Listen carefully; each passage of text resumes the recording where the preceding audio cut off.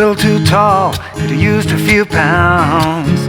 Top pants point, hardly renowned. She was a black-haired beauty with big dark eyes and points of her own, sitting way up high. Way up firm and high. Out past the cornfields where the woods got heavy, out in the backseat of my 60s Chevy, working on mysteries without any clues, working on our night moves, trying to make some front page driving news, working on a night moves.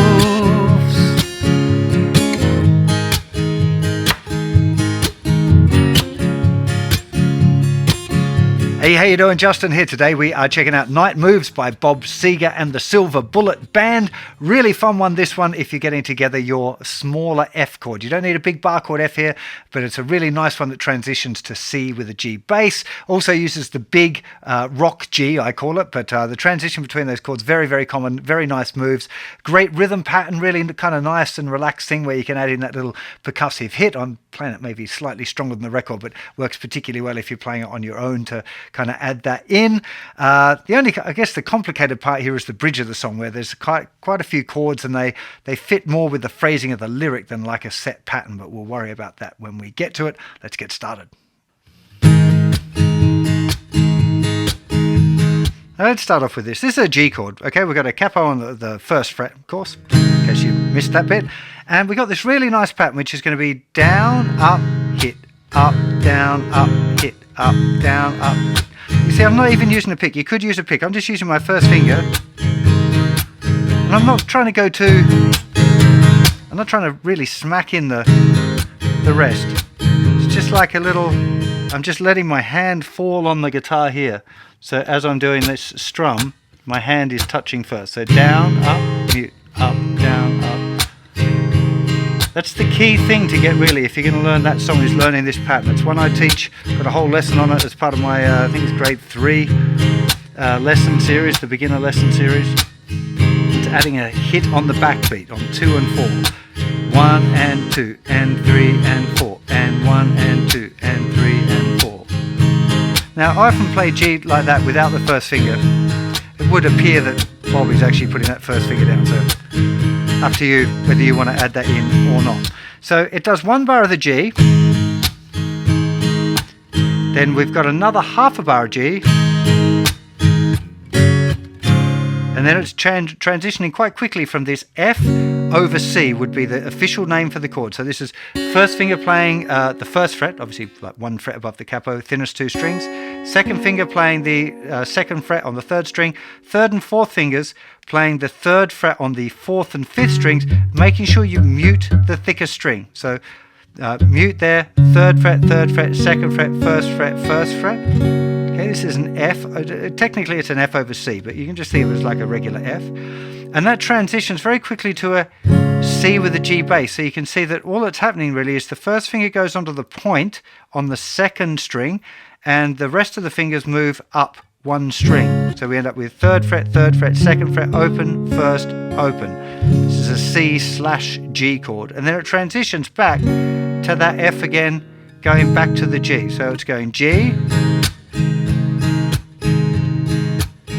F to C, F to G,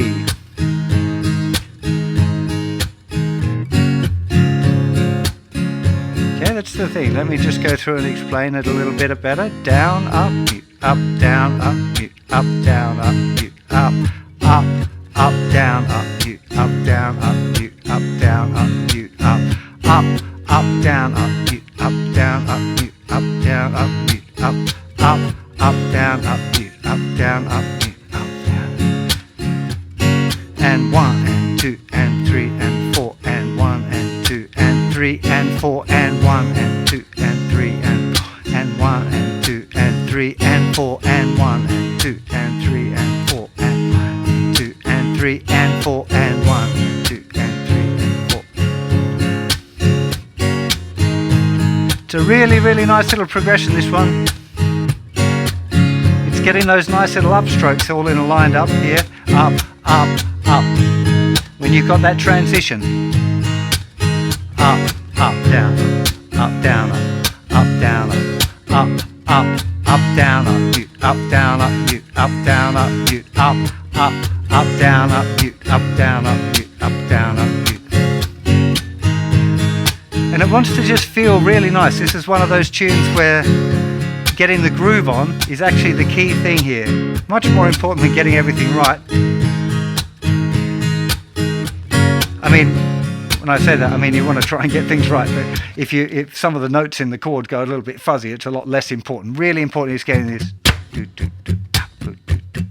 really trying to make that feel good. And as I mentioned, I think in the beginning, I'm maybe adding a little bit more of a hit than you hear on the original recording in the acoustic guitar part, but there's obviously a lot more going on in the production there. I think if you're playing it on your own, it really helps kind of carry the groove a little bit if you accent that the hit. You don't want it too strong.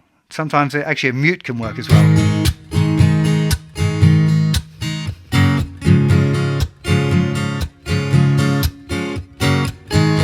No, actually I prefer the hit.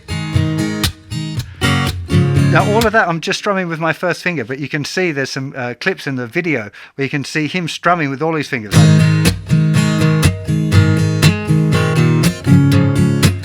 Well, see, you can see it in the video. Doesn't work for me. It just feels very weird for me. But what I'm trying to, the reason I'm showing you that is that you could choose. You could do that. You could try and use a pick if you wanted to use a pick and have.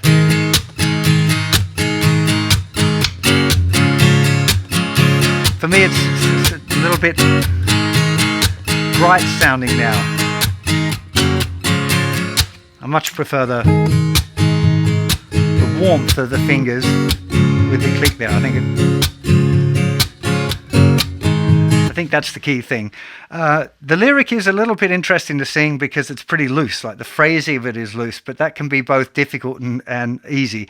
Easy in that you're free to make up your own kind of phrasing, but also a bit more difficult because it doesn't tell you exactly where it should go. It doesn't. The lyrics don't always line up exactly with the strums or the chord changes or the beats. It's a little bit more fluid than that, which I quite like trying to sing that way, but you do need to be confident with your rhythm before you're going to do that. So make sure you spend a good amount of time just focused on that rhythm and really, really working it so it becomes automatic. You can't be thinking about it while you sing. It's a real key thing.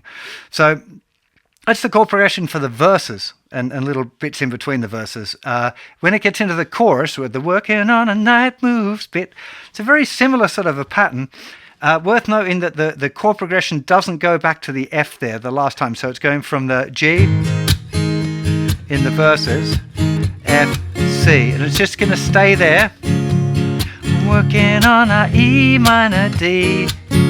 So the progression is going E minor, D to C with a G bass, and then straight back to the D, but it's still those up strums. So E minor, up, up, down, up, down, up, down, up, down, up, down, up, down, up, down.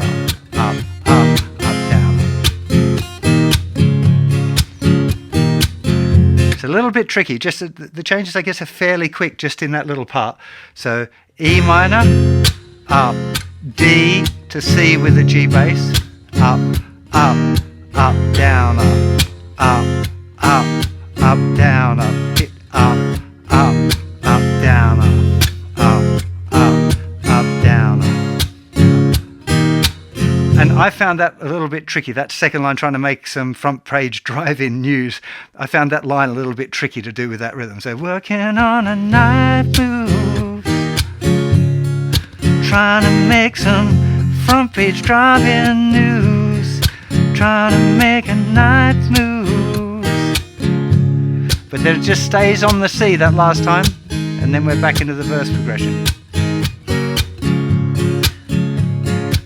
Especially that first time, then there's quite a long gap there, where it says, in the summertime. It's kind of like a bridge, but again, it's just about the groove, getting that groove feel nice. We weren't in love, oh no, far from here. We were just searching for some pie in the sky somewhere. We were just young and restless and bored, living by the sword. So So all of that vocal phrasing is very kind of chilled out. But again, I can't emphasize enough how important it is that rhythm, this part here, is automated. If you're going to sing right across and have a very fluid phrasing, you have to have the progression sorted out, which I just then didn't when I was trying to demonstrate why it's so important to automate the progression. But hopefully you kind of get the idea there that I'm able to automate it most of the time, if not perfectly, kind of, getting away with it. I'm still need practice too, right? So yeah, that's the verses and the chorus. Again, you want to be listening to the original recording to get those in the right place. If you're a fan of the song, if you've listened to it loads of times, you probably have an idea of the phrasing of the lyrics in your musical imagination anyway, which will definitely help. I'm not as familiar with this song, to be honest. It's one I don't know. It seemed to skip my radar. It came up in the request board on the website, which if you want to request song lessons, do go and check out justinguitar.com/songs. Down the bottom of the page there is a request board where you can vote on songs that other people have already submitted, or you can submit your own songs. So I wasn't so familiar with this song. It's a great song. I really like it. Just somehow managed to avoid, skip my radar there. The tricky part with this song is the bridge. And it's not difficult to play. It's just difficult to phrase where the phrasing comes. It's very... it doesn't have a specific time. It kind of dies down and then picks up again. So I'm going to take you through the chords and what they are and explain a little bit about what's going on, but then you're going to have to just listen to it and either play along with the original recording and get used to it, or learn the phrasing there. So it does this bridge. It kind of drops down. It goes from the verse progression there. And then it's just going to an E minor. 1, 2, 3, 4, 1, 2, 3, and 4. G, 2, 3, 4, 1, 2, 3, 4. C, 2, 3, 1, 2, 3, 4. G, 2, 3, 4, 2, 3, 4. C, 2, 3, 4, 1, 2, 3, 4. F, 2, 3, 4, 2, 3, 4. D, 2, 3, 4, 1, 2, 3, 4. G. And then it dies right back down. It's kind of like a little pausey bit. Then it does then it starts to get on a G. And then it goes to a C major 7. So that's just like our C that we had before, the C with the G bass, but this time we can lift off our first finger. So C major 7 over G, technically, but whatever. It's just C major 7. Does that again, so G, 2, 3, 4, and then to a C major 7. And then it goes to an E minor, to a C major 7. There it does again, E minor, C major 7, that does E minor, and then that last time goes C, C major 7, and then to G,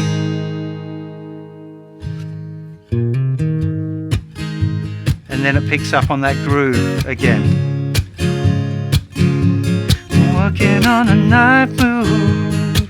So it starts singing the chorus over the verse progression. Working on a night move.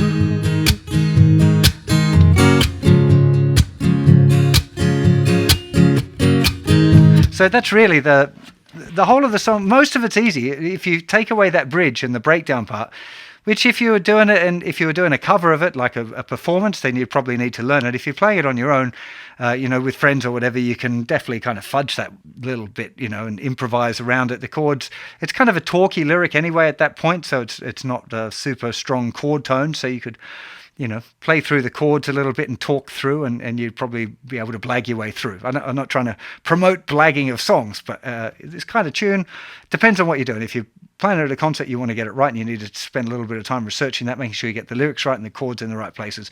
Hopefully, you can rewind the video and write down those chords in that order, have a listen to it. You should be able to use the information I've given you with your ears to work on getting that right. Really cool tune though. What I just love about the song is that groove though. That's the whole, if it's one thing that you take from this lesson, it's getting this and just trying to work on that and making it feel really nice, because it's such a tasty little groove. When I learned the song earlier this morning, I literally just sat there doing this for, I don't know, 15, 20 minutes or something. It was just like, yeah, playing along with the original recording and just sucking in the groove. so nice, so relaxed, and it doesn't want to feel, can't feel like that all tense, right? Even if you get it right, it's going to be wonky. You got to try and feel that, like, yeah. I always think of Jack Johnson when I think of this sort of like how you can feel happy through the guitar. So that guy always seems to do it for me. But this song as well, it's got that thing going on. So that would be, I would recommend that be the key thing to take away from this lesson. Really hope you enjoy it. Loads more lessons over on the website. Do go and check it out. If you haven't checked out my app as well, the JustinGuitar Lessons and Songs app, tons and tons of kind of guitar karaoke play-along songs. Really, really good fun. Again, great for working on your groove.